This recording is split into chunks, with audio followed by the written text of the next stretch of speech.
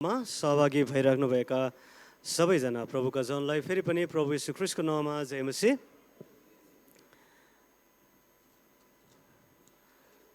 हामी आज मिका 6 अध्यायबाट हेर्नेछौँ।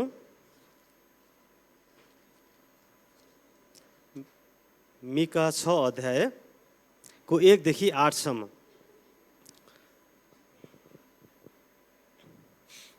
यहाँ यसरी लेखिएको छ, मिका 6 को 1 देखि 8 सम्म। परमप्रभु जे भन्नुहुन्छ सो तिमीहरू ध्यानसित सुन। खडा हो र पर्वतहरूका सामु तिमीहरूको उजुर पेश गर र तिमीहरू के भन्छौ डाँडाहरूले सुनुन्। हे पर्वत हो, हे पृथ्वीका अनन्त जग हो, परमप्रभुको आरोप ध्यानसित सुन, किनकि आफ्नो प्रजासित उहाँको गुनासो छ। उहाँले इजरायलमाथि एक अपराधको दोष लाउँदै हुनुहुन्छ। हे मेरा प्रजा, मैले तिमीहरूलाई के गरेँ? मैले कसरी तिमीहरूलाई बोझ बोकाएको छु र? मलाई जवाफ देऊ। मैले त तिमीहरूलाई मिश्र देशदेखि माथि ल्याएँ र तिमीहरूलाई दासत्वको देशबाट मोल तिरेर छुटाएँ। तिमीहरूका अगुवा हुनलाई मोसा, हारुन र मिरियमलाई पनि मैले पठाएँ। हे मेरा प्रजा, मोआबको राजा बालाकले के सल्लाह गरेको थियो र बओरको छोरो बालामले त्यसलाई के जवाफ दियो त्यो स्मरण गर। सित्तिमदेखि गिलगालसम्मको यात्रालाई सम्झ, ताकि तिमीहरूले परमप्रभुका धार्मिक कामहरूलाई जान्न सक। के लिएर म परमप्रभुको सामु आऊँ र उच्च भएका परमेश्वरको सामु निहुरूँ? के 1 वर्षे बाछाहरू लिएर होम बलि चढाउनलाई म उहाँको सामु आऊँ? के परमप्रभु हजारौँ भेडाहरू र तेलका 10,000 नदीसित प्रसन्न हुनुहुन्छ र? के म आफ्नो अपराधको लागि मेरो जेठो छोरालाई र मेरो प्राणको पापको लागि मेरो शरीरको फललाई चढाऊँ? ए मानिस, जे असल छ त्यो उहाँले तँलाई देखाउनु भएको छ र परमप्रभुले तँबाट के चाहनुहुन्छ? केवल यति ठिकसित काम गर्नु र कृपालाई प्रेम गर्नु र तेरा परमेश्वरसित विनम्र भएर हिँड्नु। परमेश्वरको वचन पढाइमा अनि सुनाइमा परमेश्वरले आशिष दिनुभएको होस्। अहिले हामीले मिका 6 को 1 देखि 8 सम्म हेऱ्यौँ। हामी आज परमेश्वर तपाईँबाट के चाहनुहुन्छ? माफ गर्नुहोस्, परमेश्वर तपाईँबाट के चाहनुहुन्छ, यो विषयमा हामी हेर्नेछौँ। हामीले अहिले हेरेको खण्डलाई विचार गर्दाखेरि कता कता अदालतको चित्र यहाँ आउँछ। किनभने अदालतमा उजुर हाल्ने वादी अनि उसको प्रतिवादी, न्यायाधीश,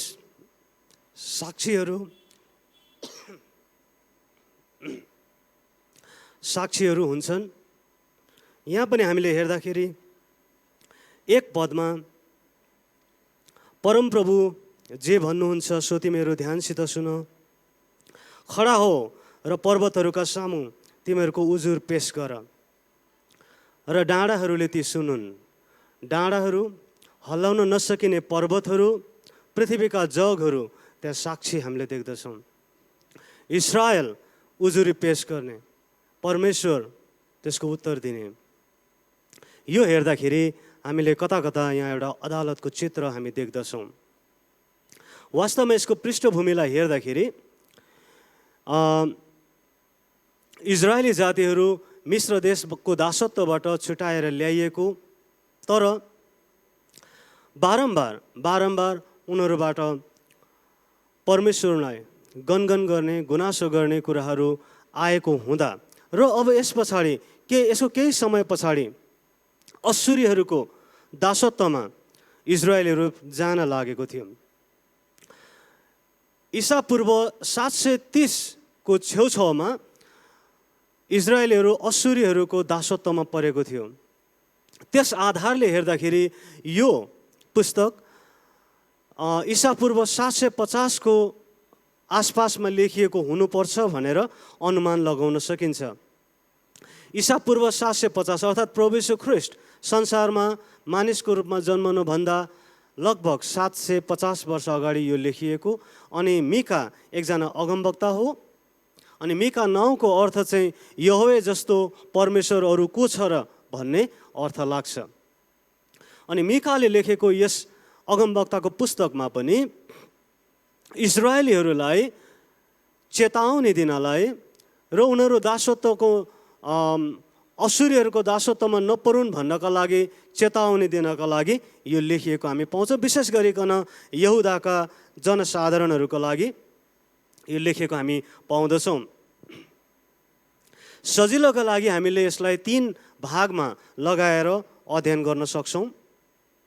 पहिलो भागमा हेऱ्यौँ भने आफ्ना मानिसहरूको विरुद्धमा परमेश्वरको चेतावनी हामी पाउँदछौँ। इजरायलीहरू परमेश्वरले चुन्नुभएका जातिहरू हुन्, तर त्यही जातिहरूले बारम्बार परमेश्वरको आज्ञा उल्लङ्घन गर्ने, परमेश्वरलाई बेवास्ता गर्ने कामहरू भएको हुँदा उनीहरूप्रतिको गुनासो पोख्ने काम परमेश्वरले मिका 6 अध्यायको 1 देखि 5 सम्म गरेको हामी पाउँछौँ। दोस्रो भाग 6 र 7 पदलाई हामी हेर्न सक्छौँ। त्यसमा आफ्ना मानिसहरूको जवाफ अर्थात् इजरायलीहरूको जवाफ हामी त्यहाँ पाउँछौँ। अनि 8 पदमा परमेश्वरको जवाफ अथवा प्रत्युत्तर। हामीले 1 देखि 5 सम्म हेर्दाखेरि परमेश्वरले आफ्ना जनहरूको विरुद्धमा गर्नुभएको गुनासोको कुराहरू हामी त्यहाँ पाउँदछौँ। यहाँनिर उजुरीको कुरा बताएको छ 1 पदमा। त्यस पछाडि 2 मा हे पर्वतहरू हो साक्षीको कुराहरू छ। हे अटल रहने पृथ्वीका जगहरू हो परमप्रभुको प्रतिवाद सुन, आफ्नो प्रजासित उहाँको विवाद छ। यो मैले पुरानो संस्करणमा पढेँ, 1-2 शब्दहरू फरक हुन्छ। यसमा नयाँ संस्करणमा गुनासो हुनुपर्छ। उहाँ इजरायलसित बहस गर्नुहुनेछ। उहाँको यो बहसको कुराहरू हेर्दाखेरि हामीलाई कता कता अदालतको यो चित्र आउँदछ। 3 पदमा हामी हेर्छौँ, हे मेरो प्रजा मैले तिमीहरूलाई के गरेँ औ के कुरामा मैले तिमीहरूलाई थकित तुल्याएँ मलाई जवाफ देऊ। नयाँ संस्करणमा मैले के कुरामा मैले कसरी तिमीहरूलाई बोझा बोकाएँ मलाई जवाफ देऊ। यो कुरा बोलेको हामी पाउँछौँ। हामीलाई याद आउँछ प्रभु यीशु ख्रीष्टले बताउनु भएको मत्ती 11 अध्यायको 28 देखि 30 मा, हे सबै थाकेका र बोझले दबिएका हो म कहाँ आओ र म तिमीहरूलाई विश्राम दिनेछु। मेरो जो आफूमाथि ल्याऊ र मसँग सिक, किनभने म विनम्र र कोमल हृदयको छु, अनि तिमीहरूले आफ्नो आत्मामा विश्राम पाउनेछौ, किनकि मेरो जुवा सजिलो छ र मेरो भारी हल्लुको छ। हे सबै थाकेका र बोझले दबिएका हो म कहाँ आओ भनेर निमन्त्रणा दिनु हुनेले इजरायलीहरूलाई गुनासो पोख्दै हुनुहुन्छ। मैले कसरी तिमीहरूलाई बोझा बोकाएको छु, मैले कसरी तिमीहरूलाई थकित तुल्याएको छु, मलाई जवाफ देऊ। पुरानो समयमा हामीले हेर्दाखेरि यहुदी जातिहरू व्यवस्था अनुसार चल्न पर्ने उनीहरूको लागि दिएको व्यवस्था छ। अनि व्यवस्थाका धेरै कुराहरू त्यसमा पनि थपेर धेरै कुराहरू उनीहरूले पालन गर्न पर्ने। होम बलि, मेल बलि, पाप बलि, अगौटे फसलको अगौटे फलको धेरै कुराहरू, अनि त्यसै गरिकन उनीहरूका लागि दिएको रीतिविधि हुनसक्छ कतिवटा बोझ। तर परमेश्वरले सोध्दै हुनुहुन्छ, मैले कसरी बोझा बोकाएँ मलाई जवाफ देऊ।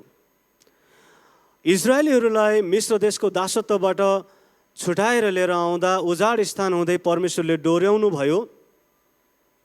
विभिन्न अवस्था परिस्थितिहरू भएर उहाँले डोर्याउनु भयो।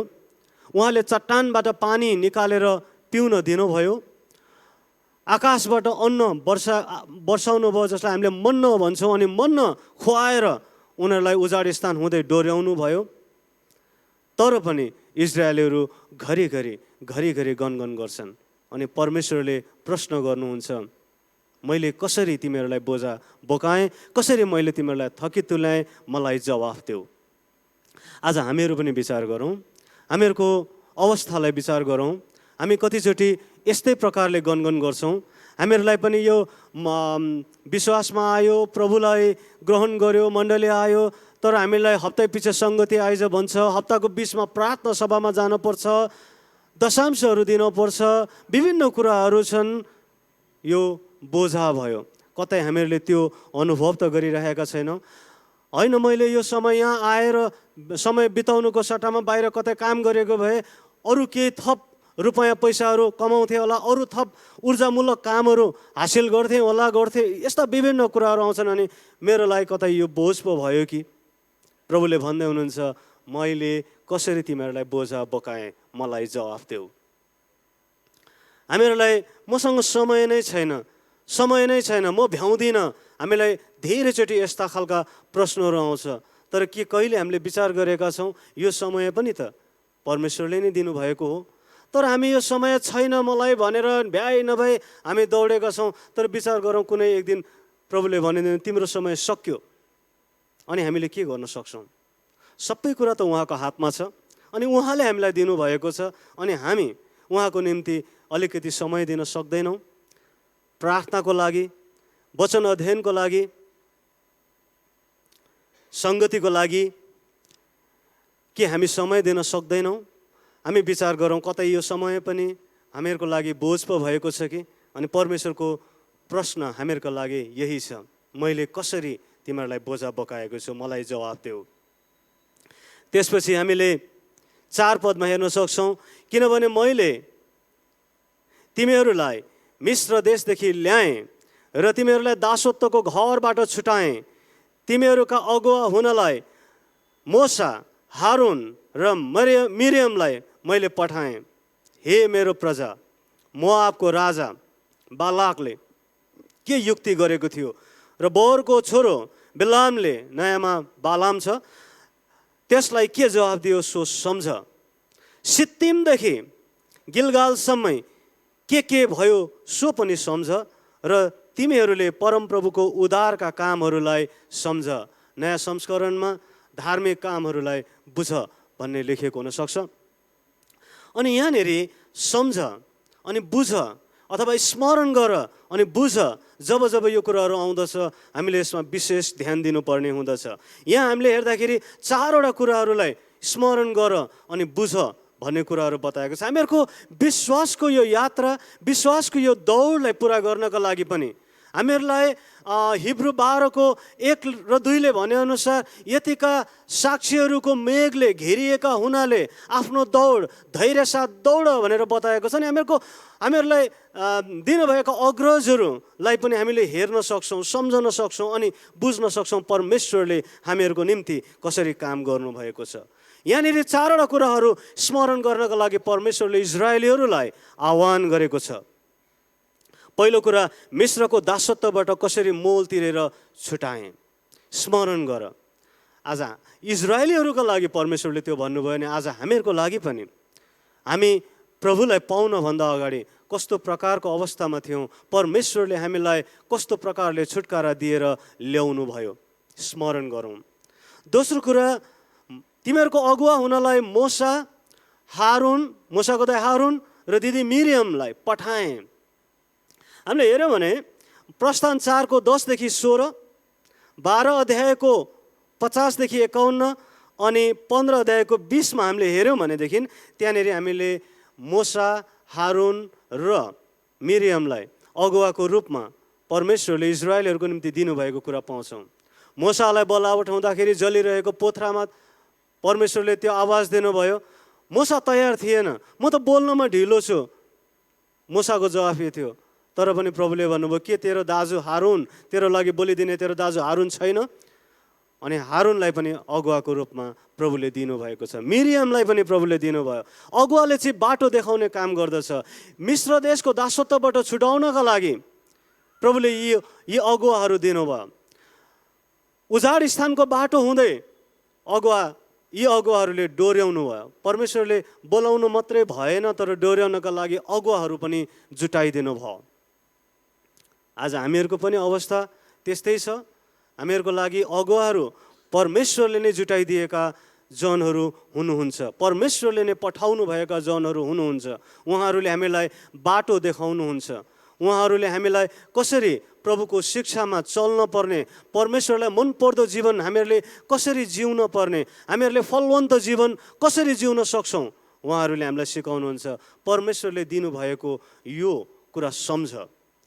तेस्रो कुरा सम्झिनु पर्ने, बालाकको सल्लाह अनि बालामको जवाफ। हामी यो गन्ती 22 अध्यायको 2 देखि 24 अध्यायको 25 सम्म हामीले पढ्न पाउँछौँ।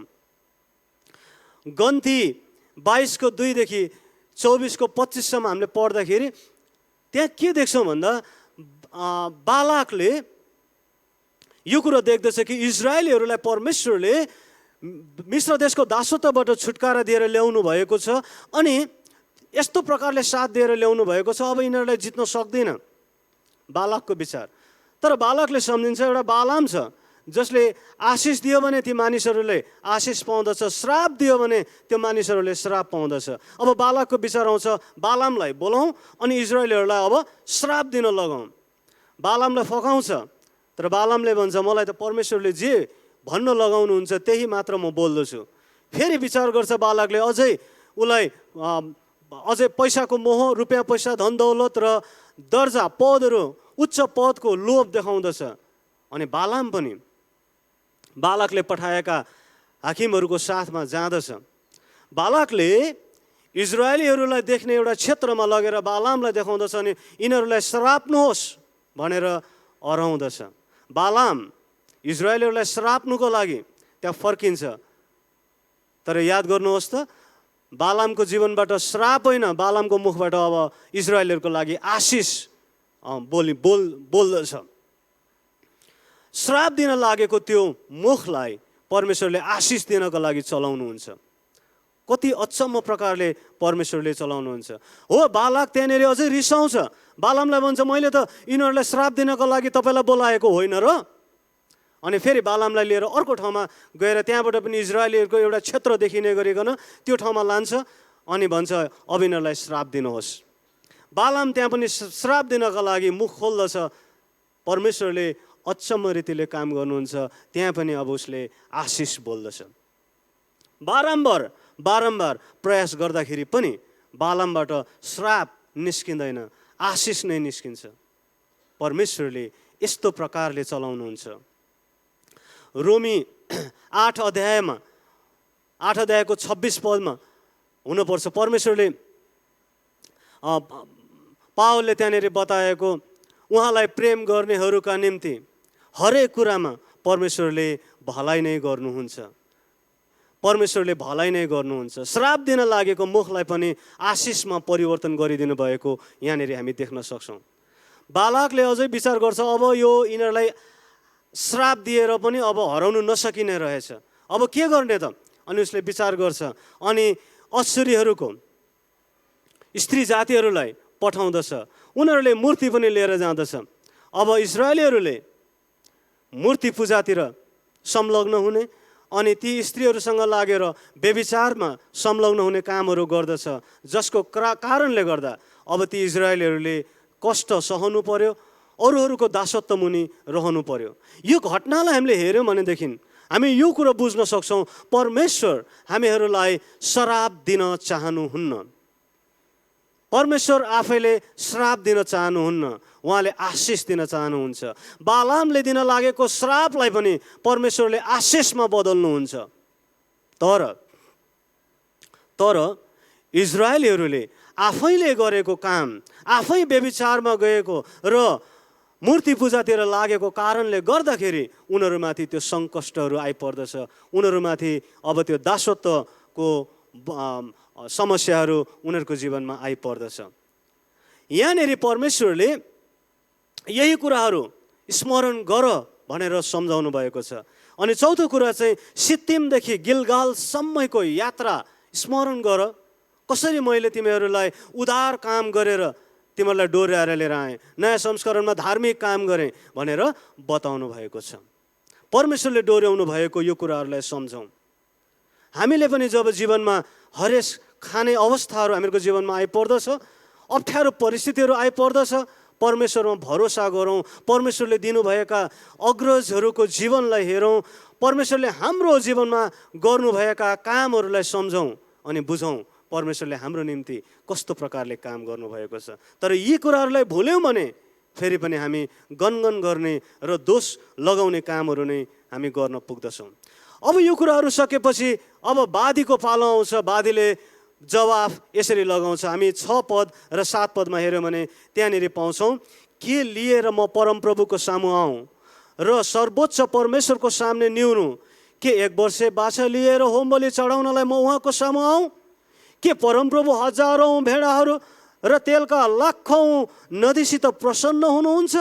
के म आफ्नो अपराधको लागि आफ्नो जेठो छोरालाई दिउँ? मेरो प्राणको पापको लागि मेरो शरीरको फललाई दिउँ? यो चाहिँ इजरायलीहरूको जवाफ हो, वादीहरूको जवाफ हो, उजुर लगाउनेहरूको जवाफ हो। म के गरेर परमेश्वरलाई प्रसन्न पारौँ त त्यसो भए? किनभने उनीहरूको विचार छ होम बलि दिउँ, भेटी चढाउँ, यी विभिन्न कामहरू गरेर परमेश्वरलाई प्रसन्न पार्न सकिनु पर्ने। मैले त यो कामहरू गरेको हो त। तर परमेश्वरको प्रश्न चाहिँ यो छ, तिमीहरूको हृदयमा के थियो जब तिमीहरूले यो काम गर्यौ? अनि यो वादीहरूको प्रश्नमा परमेश्वरको प्रतिवाद हामीले यो देख्न सक्छौँ। परमेश्वरले मैले तिमीहरूबाट के चाहेको हो भन्ने कुरा चाहिँ अहिलेसम्म लुकाएको छैन। यो प्रष्टै छ, यो तिमीहरूलाई थाहा छ। अब यहाँनिर 8 पदमा तेस्रो खण्ड परमेश्वरले दिनुभएको जवाफ, ए मानिस, जे असल छ त्यो उहाँले तँलाई देखाउनु भएको छ। अब यो रहस्यको कुरो रहेन, अब यो कुरो गुप्तमा रहेन, थाहा छ तिमीहरूलाई। परमेश्वरले देखाउनु भएको छ जे असल छ त्यो कुरा। परमप्रभुले तँबाट के चाहनुहुन्छ? परमप्रभुले तँबाट के चाहनुहुन्छ? होम बलि, पाप बलि, बाछाहरू, अरू कतै 1 लाख तेलको यो कतिवटा कुराहरू होइन। यहाँनिर परमप्रभुले तँबाट के चाहनुहुन्छ? केवल यति कि न्याय गर्नु, दया गर्नु र तेरा परमेश्वरसित नम्र भएर हिँड्नु। नयाँ संस्करणमा हेर्दाखेरि यो 3वटा कामहरू ठिकसित गर्नु, कृपालाई प्रेम गर्नु, परमेश्वरसित विनम्र भएर हिँड्नु। परमेश्वरले चाहनुभएको यो 3वटा कामहरू हामी यहाँ देख्न सक्दछौँ। परमेश्वरले त त्यति धेरै महँगा कुराहरू अथवा त्यति धेरै ठुला कुराहरू जो मानिसहरूले दिनै सक्दैन, गर्नै सक्दैन, यो कामहरू अथवा मानिसहरूलाई थाहै छैन, यो कामहरू परमेश्वरले माग्नु भएको होइन रहेछ यो इजरायली जातिहरूलाई। त इजरायली जातिहरूले चाहिँ के गरेको त? उनीहरूलाई थाहा भएकै कुरा हो, खालि भएको चाहिँ के हो भने उनीहरूले गर्नुपर्ने काम गरेनन्।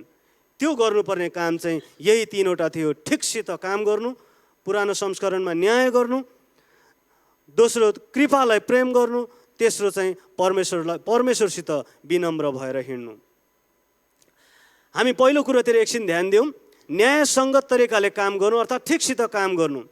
हामीलाई थाहा छ परमेश्वर न्यायी परमेश्वर हुनुहुन्छ। अनि न्यायी परमेश्वरलाई अन्यायको कुरा मनपर्छ त? मन पर्दैन। त्यसै कारणले उहाँले भन्नुहुन्छ न्यायसङ्गत ढङ्गले काम गर अथवा ठिकसित काम गर। उहाँ न्यायी परमेश्वर हुनुहुन्छ, उहाँलाई अन्यायी प्रकारको काम मन पर्दैन, यसलाई घृणा गर्नुहुन्छ।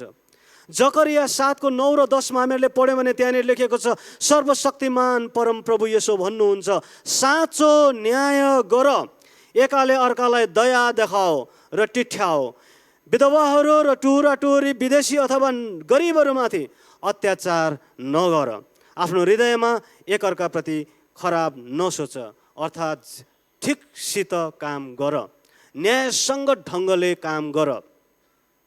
हितोपदेश 21को 3मा पनि परमेश्वरलाई के कुरा ग्रहणयोग्य छ भन्ने कुरामा यसरी लेखिएको छ, जे ठिक र न्यायसङ्गत छ त्यही गर्नु परमप्रभुलाई बलिदान चढाउनु भन्दा बढी ग्रहणयोग्य हुन्छ।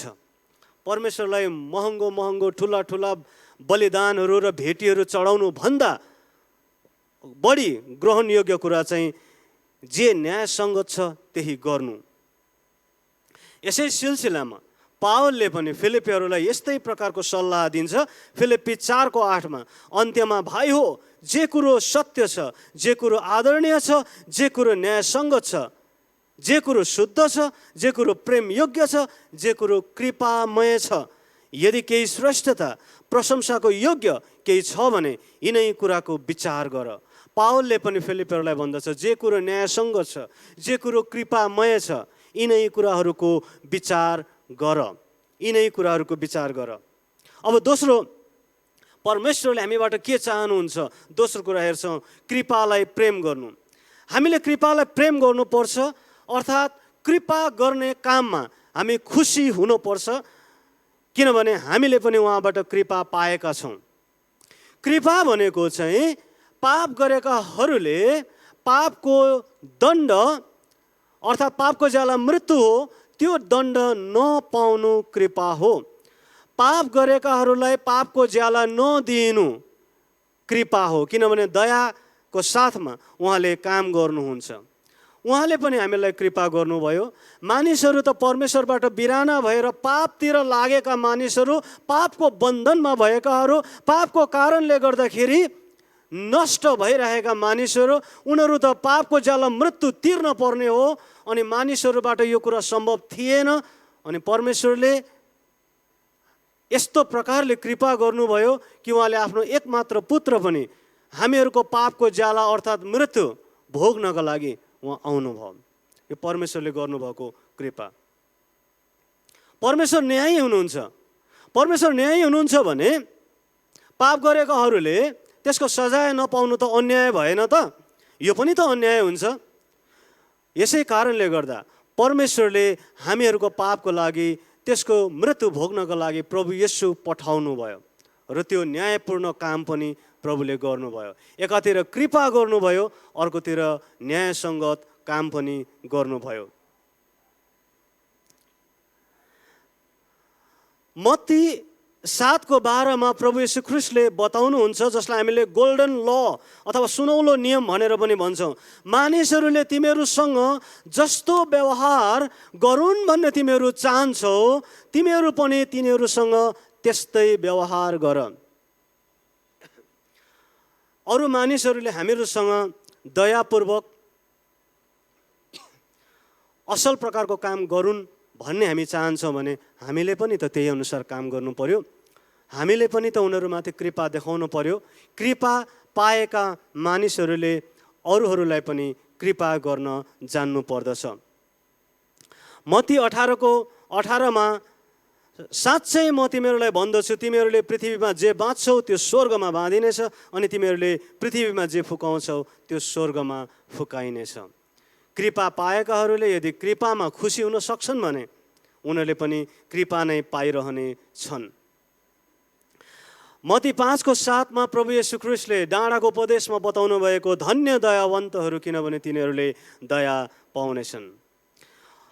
पावलले तीतसलाई लेखेको पत्रमा पनि 3:5 लेखिएको छ, तब हामी आफैले धार्मिकतामा गरेका कामबाट होइन, तर उहाँको आफ्नै कृपा अनुसार पुनर्जीवनको स्नानद्वारा र पवित्र आत्माद्वारा भएको नवीकरणबाट उहाँले हामीलाई मुक्ति दिनुभयो।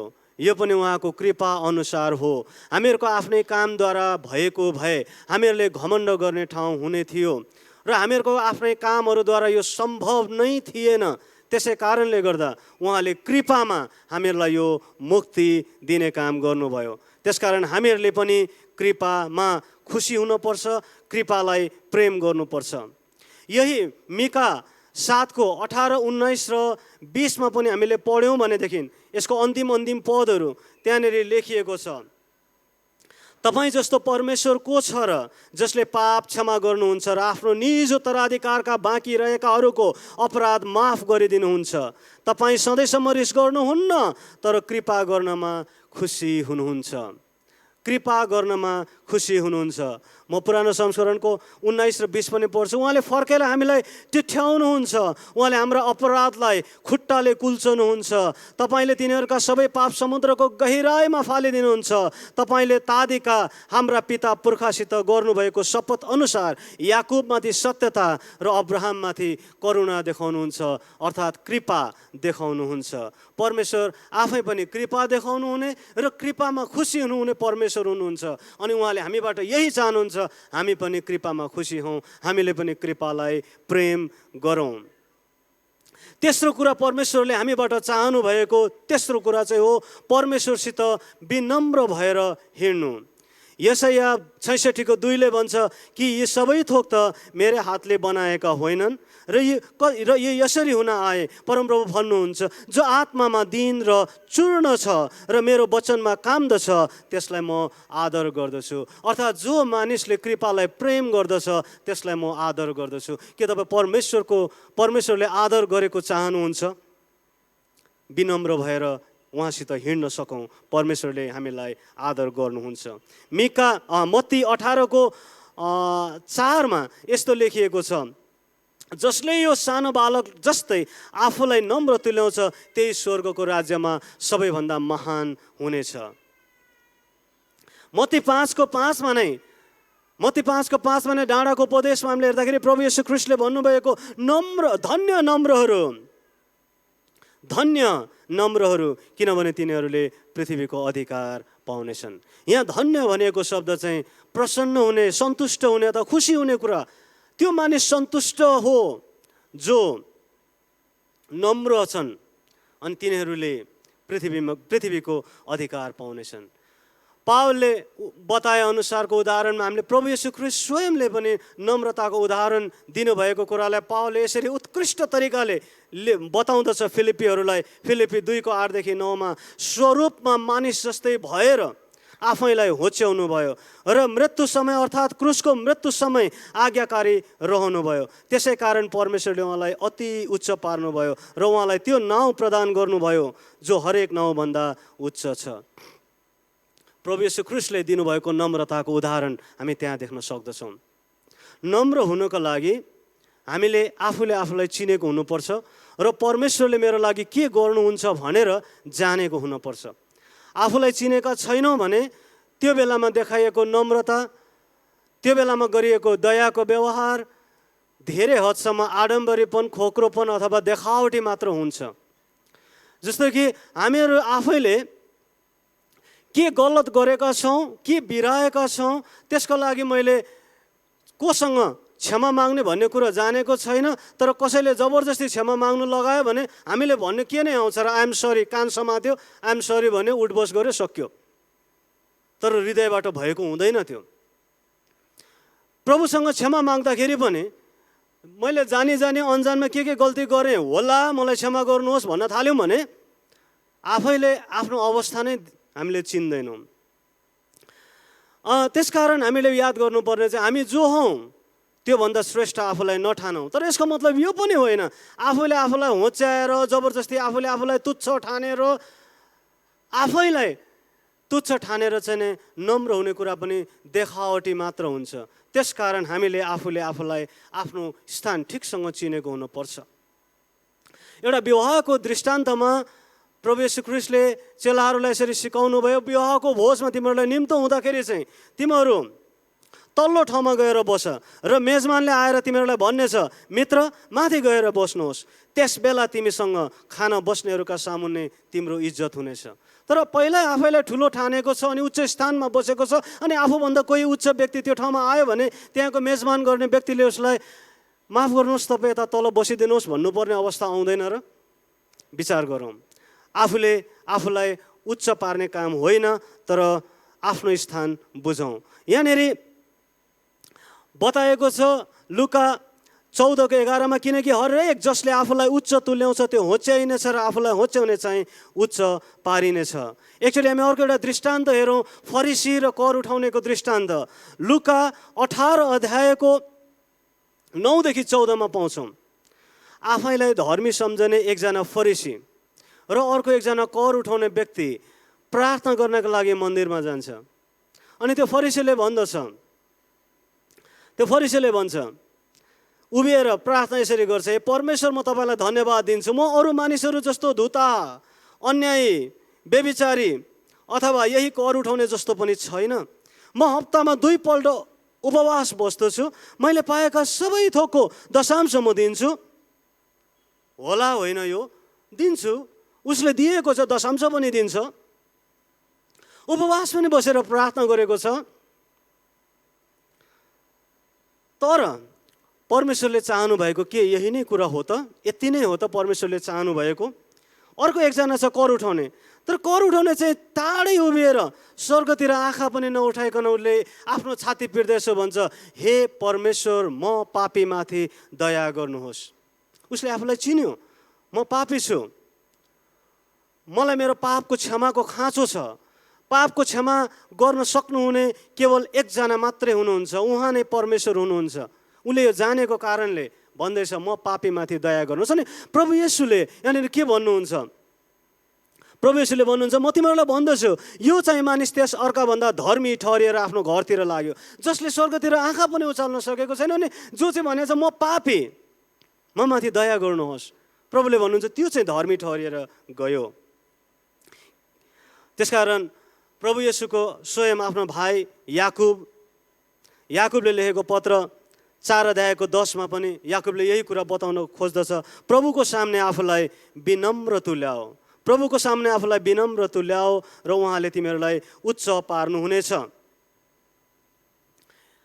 यसरी हामीले आफूलाई प्रभुसँग विनम्र पारेर प्रभुसँग हिँड्न तयार हुनुपर्छ।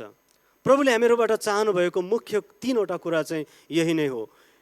ठिकसित हिँड्नु अर्थात् न्यायसङ्गत काम गर्नु, कृपालाई प्रेम गर्नु, परमेश्वरसित विनम्र भएर हिँड्नु। आज प्रभुले तपाईँबाट पनि यही नै चाहनुहुन्छ। जुन बेला त्यो बेला इस्राएलीहरूसँग प्रभुले चाहनुभयो, आज हामीहरूसँग पनि यही कुरा चाहनुहुन्छ। के हामी त्यो गर्न तयार छौँ? आफूलाई विचार गरौँ, के हामी त्यो प्रकारको समर्पित जीवन जिउन तयार छौँ? हामीले के गल्तीहरू पापहरू गर्छौँ भने फर्केर उहाँ कहाँ गएर कृपा माग्नु पर्दछ। त्यो कृपा पाउँछौँ, क्षमा पाउँछौँ, अनि अरू मानिसहरूलाई पनि त्यो क्षमा दिन जानु पर्दछ। आफूले आफूलाई उच्च पार्ने कुराहरू होइन, तर प्रभुमा म को छु भन्ने कुरा बुझेर आफूलाई नम्र तुल्याएर उहाँसँग हिँड्न पर्दछ। अब यदि हामी तयार छौँ भने मसँगै मिका 6:8 पद दोहोऱ्याउनुहोस्। तर यसलाई म अलिकति घुमाएर यसरी पढ्छु। यहाँ हे मानिस भनेको ठाउँमा मानिस भन्दाखेरि आफूलाई सम्झिनुहोस्, म तँबाट के चाहन्छु भन्दा मबाट के चाहन्छु भन्नेलाई सम्झिनुहोस्। म यसलाई अलिकति म भन्ने राखेर पढ्छु, मसँग दोहोऱ्याउनुहोस्। मिका 6:8लाई नै, ए मानिस, अलिकति जोडले, ए मानिस भन्दा म आफैलाई भनेको सम्झेर विचार गर्नुहोस्। म आफैलाई भनेको तपाईँहरू आफूलाई, मैले मलाई, तपाईँले तपाईँलाई, आफैलाई है। ए मानिस, जे असल छ त्यो उहाँले मलाई देखाउनु भएको छ र परम प्रभुले मबाट के चाहनुहुन्छ? केवल यति कि ठिकसित काम गरौँ र कृपालाई प्रेम गरौँ र मेरा परमेश्वरसित विनम्र भएर हिँडौँ। विचार गर्नुहोस्, आफैलाई तयार गर्नुहोस्। परमेश्वरले मबाट यही चाहनु भएको छ, म यो गर्नु तयार छु। आफ्नो समर्पणता व्यक्त गर्नुहोस्, परमेश्वरसँग प्रार्थना गर्नुहोस्। अनि बाँकी समय म आदरणीय पास्टर अशोक मुखियाज्यूलाई दिन चाहन्छु।